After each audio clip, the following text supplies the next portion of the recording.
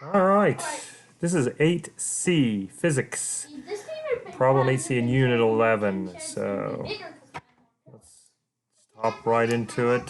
It is one of the more challenging, and conceptually trying to figure out where this thing goes, set up the equation algebraically, then not too terrible after that.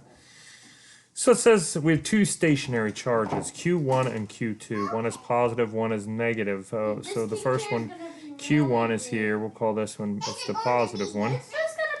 It's Q1. How do we know it's positive? There is no negative sign there. So this is 1.73 times 10 to the minus 6 coulombs. We then have a negative charge over here. This is Q2. And how do we know it's negative? There's a negative sign. And it is negative 3.03 times 10 to the minus 6th. Okay, now we have Q3, which is a positive 3.03. Okay. Now where should it go? Where should this positive go? Where should Q3 go? It doesn't tell us.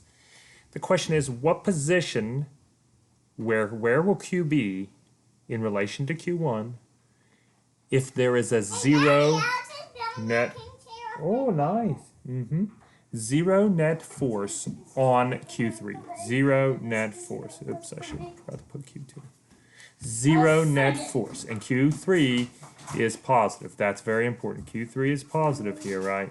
So where can I put a positive charge and there be a net force of 0? I call 3 zones. Here's zone 1.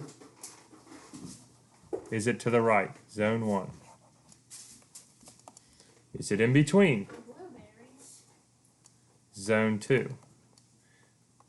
Is it over here to the left?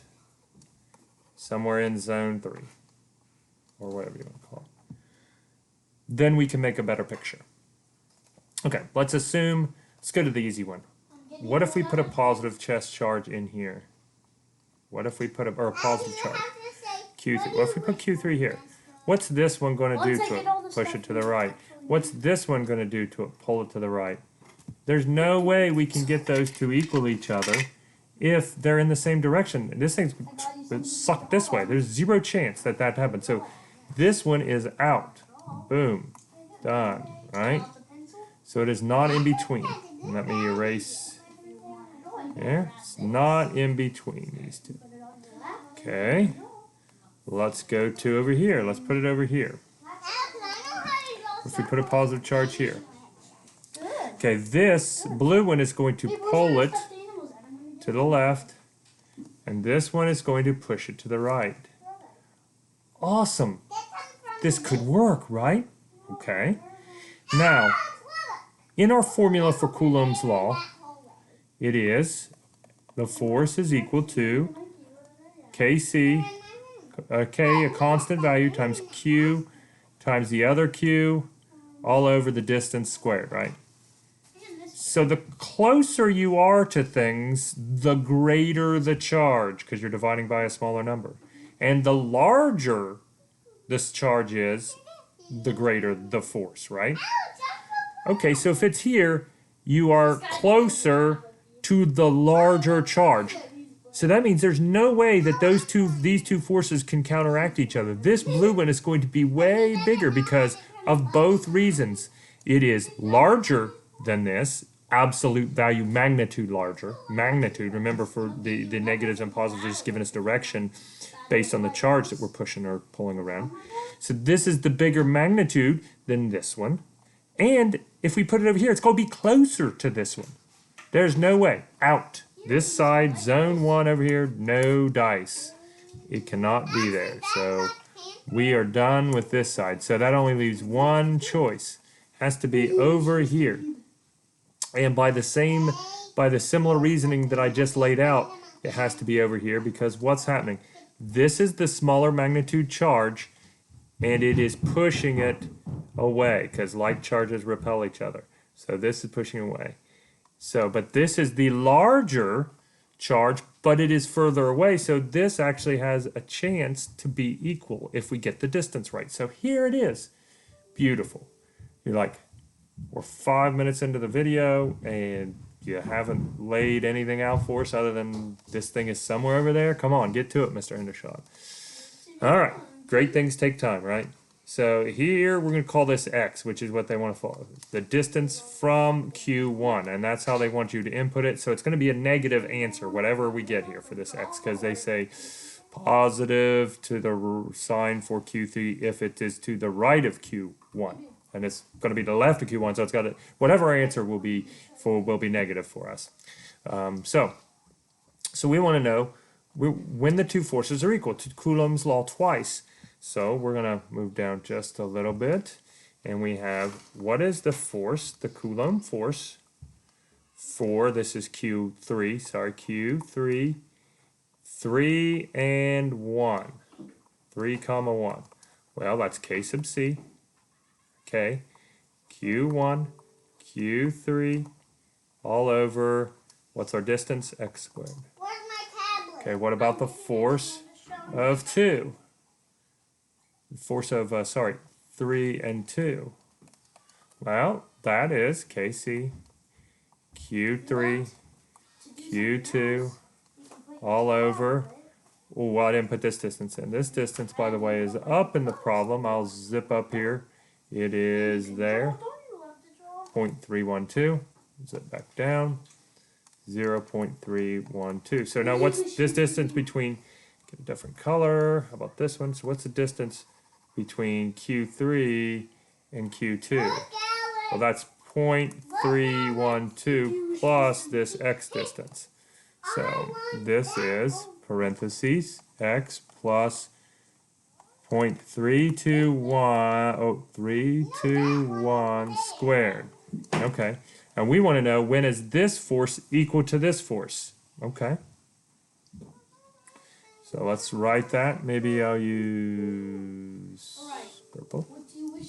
So K sub C, K, Q1, Q3 all over x squared equal to K times Q3, Q2 all over x plus 0.321 squared.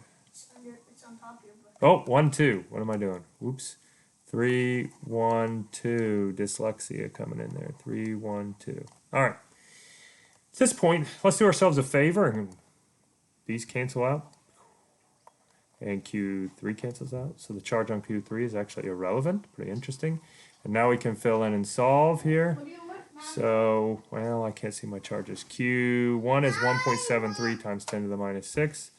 So 1.73 times 10 to the minus 6 all over x squared equals this one, which I think is 3.03. Yes, 3.03. We're not using the negative sign because we're setting the forces equal to each other. Remember, the negative is just indicating sign, and we already took care of that. So it's 3.03 times 10 to the minus 6. When are these two forces equal to each other? All over x plus 0.312 squared. At this point, it's just algebra, but I am going to help you out. What can I say except you're welcome? All right, so I envision you guys doing, oh, we'll multiply this by this, we'll multiply this by this, we'll FOIL this out first. I hate the use of FOIL, it's the expansion, binomial expansion of this, or distributive property. I like that even better. Distribute this out, and get this. But since there is no pluses and minuses, well, but Mr. Hendershot, there's a plus here. Yeah, but it's wrapped inside of this squared. So you'll see what I'm going to do here in a second. You have to be careful, but we can do this, and it's not going to cause us issues, and will make our life simpler. Now, suppose this plus was outside this square root. Nightmare. Won't help. You better just go, and you're going to have to, expand this out, distribute this out because you're squaring it, and then multiply it out and go through it, and then solve a quadratic. But we're going to avoid solving the quadratic in this case. So this, if you remember your rules for radicals, is really the square root of 1.73 times 10 to the minus 6 over the square root of x squared. And this is really equal to 3.03 times 10 to the minus 6, all under the square root, divided by the square root of, look, this is in parentheses, this is why you can do this, 0.312 squared. See how the squared, this whole thing is squared. So when we square root it, it would just, this piece will cancel this out, right? And so you'll be left with this. If this plus sign was outside of this, no dice. Bad news. Don't do it. But it is okay in this case. Now I'm going to go to a different color. Running out of colors. How about gray? So then when you take the square root of this, please make sure you put parentheses around this when you take the square root of it. Okay, because you got to take the square root of the scientific notation, so you bracket it all together. And so when we do that, let me check my numbers here. I got them all somewhere. Where are they?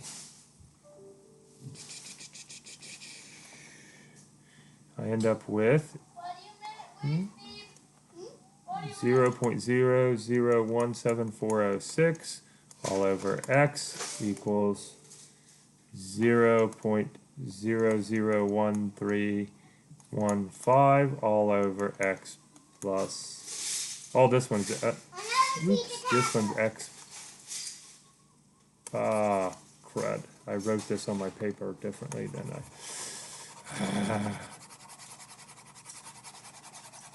once again, not writing everything out on a brand new sheet of paper and having it spelled out before I do these videos. Sorry about wasting some of your time here. Okay. Alright, so I wrote these different sided. This side is this side. Yeah. So this whole thing is being moved up here. So it's 0.0011315 all over x, and that equals 0.001746 all over x plus 0.312. And the squareds are gone. We had to take the square roots of these two, so it's all good. So now this gets distributed to this whole guy down here, and you end up with, so it's 0.001315 times x plus 0.312 equals 0.00174066 times x. So distribute, combine like terms by moving this term over there or this term over here, however you wish. Distribute, combine like terms, then divide. And I end up with an x of 0.9. Oh, I have the answer 46 or something like that. Oh, it's not even up there. Fantastic. 964. Sorry, 964. 7. So now, this is our answer. But when you put in, oh, I got it wrong. But remember what we set up here? It's to the left over here of Q1 over here, right? So it's a negative. So it's a negative 0.965 meters. There you have it. One part.